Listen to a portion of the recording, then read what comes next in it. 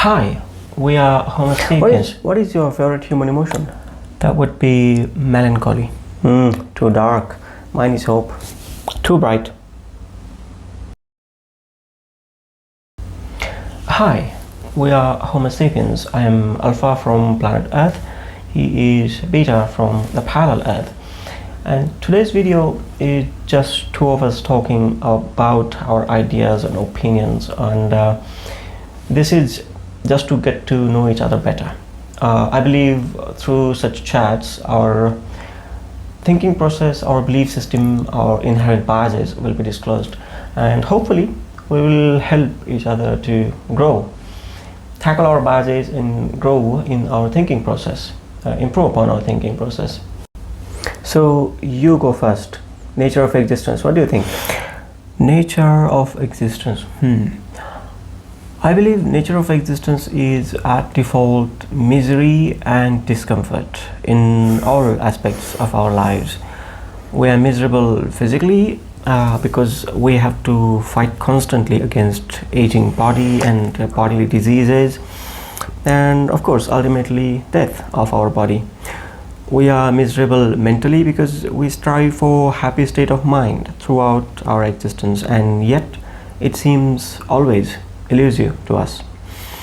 We are miserable intellectually because we strive for sense of coherent meaning for our existence, and yet all the philosophies, religion, sciences and technologies fail to tell us the ultimate meaning of our existence.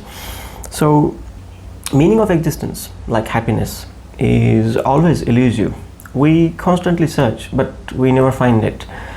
So in short, I believe default state of existence is misery and discomfort, with perhaps a bit of few moments of true and genuine happiness here and there. That's all. So what's your take on nature of existence? No wonder, as always, you are very disheartening in your belief. I personally believe nature of existence is neutral. What? That's the most stupid statement I've heard. Please, no business, be civil in your talk. Okay, sorry. That's the most asinine statement I've heard. Please elaborate. What do you mean by neutral? Well, first of all, existence as such is emotion neutral. You can't impose state of human emotionality on nature of existence. I assume you know the famous existentialist dictum, existence precedes essence. Yeah, John Paul Sartre. Yeah, in that sense, existence is neutral. You exist first and then you create essence and meaning into your existence. The bare-bone existence is neutral of human emotionality, morality, or even intellectual inquiry.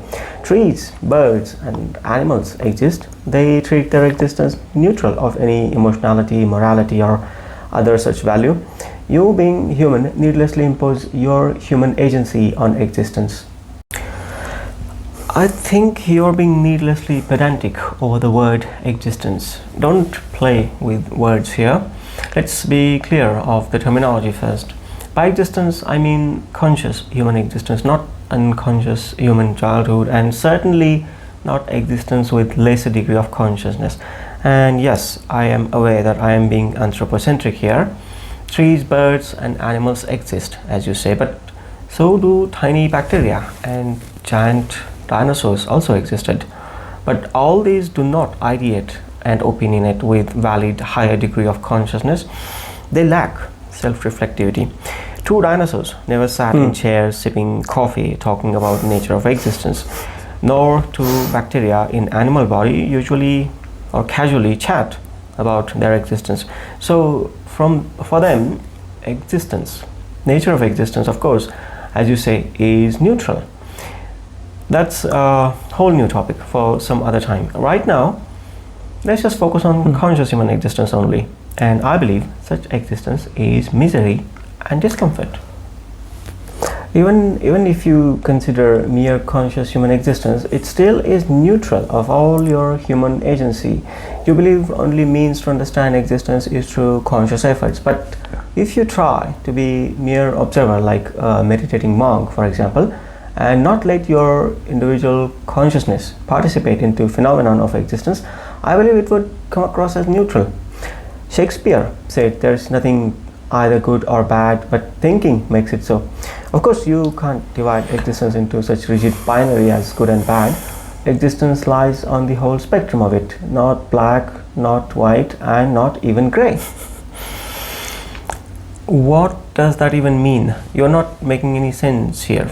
Without ideation, mere bare-bone existence has no virtue to it. It has no value to it. Of course, existence precedes essence, but such existence is like an empty vessel. It has no value to it. We cannot talk meaningfully about such existence. It's only when you observe and understand existence through your conscious efforts that you start to understand its true nature. Right now, the only means we possess as an intelligent species is our consciousness, and through that we try to understand the nature of existence. Maybe sometime in the future our species will have some better means of discerning some different kind of knowledge through which they will understand nature of existence in different manner. But for now, for over last few millennia, our consciousness is our only means to observe and understand existence as it is. And I believe such existence is misery and discomfort. Okay, if we go by your thinking, who creates this misery and discomfort, and who feels sense of misery and discomfort? Our own consciousness both creates it and feels it. Our reptilian brain seeks gratification of our baser instincts, and those gratified instincts give temporary satisfaction and sense of pleasure, which we confuse with happiness. That's the trick, evolution's trick. Evolution's trick to keep us in constant misery and discomfort. So we strive for satisfaction and pleasure in the name of happiness. But instead we end up playing evolution's game of survival and procreation. As we learned in that book, Homo Deus, organisms are algorithms, perhaps a cruel trick played on all of existence. But I guess that's how existence proceeds, through perpetual unsatisfied instincts, and as a consequence of that, miserable and uncomfortable existence. As we saw just in our last book, Tolstoy's Death of Ivan Ilyich, Ivan constantly struggled to keep his existence up to his social standards, and that brought him nothing but misery and unhappiness. And what happens if we become just passive observer of existence and not participate in evolution's game of survival and procreation? Then we die. We cease to exist. Are you even trying to argue coherently here? Have you already forgotten the topic we're discussing here? Where are you going with such feeble attempts at discussion? You keep repeating existence is neutral, but you are not backing it with a solid argument. You quoted Sartre, that existence precedes essence. Then you quoted Shakespeare, that existence is neither good nor bad, And nor is it grey. What does that even mean? Perhaps existence is just a paradox. Oh, shut up. This is just something I said the last time in our talk, that life is a series of paradoxes. You're just jumping from one opinion to another. First Sartre, then Shakespeare, now me. You lack coherent understanding of the subject. Perhaps that is my point. What? Not having coherent opinion on the nature of existence is your standpoint. Well, hold on. What? Something just struck me.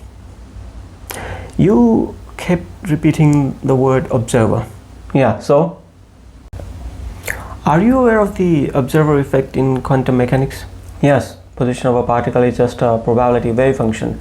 Only when observed, that wave function collapses and the particle manifests itself in certain position. What's that got to do with our topic? Of course you're dumb. I have to explain it to you. If we analogize nature of existence with particles' probability wave function, then existence is mere waves of possibilities, and not just conscious existence but all existence. And only observer defines its nature. By observer I mean human consciousness. And to a miserable consciousness, that existence manifests itself as misery and discomfort, like you. And to a playful consciousness, that existence manifests itself as playful, like me. Okay, shut up. For you, first existence was neutral, then it became neither black and white nor grey, then it became a paradox. Now existence is playfulness. Perhaps that was my point all along, to convince you that nature of existence is multifarious. You cannot define it in few adjectives. Varieties of conscious observers will define existence in varieties of ways. It can never be one thing. Don't pretend you knew this all along. You just figured it out with me just now.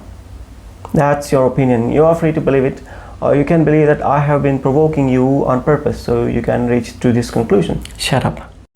So, in conclusion, nature of existence is like infinity. Our finite human minds cannot understand it in its totality. We can make feeble attempts, but will always fall short of complete understanding. One thing that I am quite sure is that he is very shallow and irritating. That is just your opinion. Shut up. That's all for now. Bye.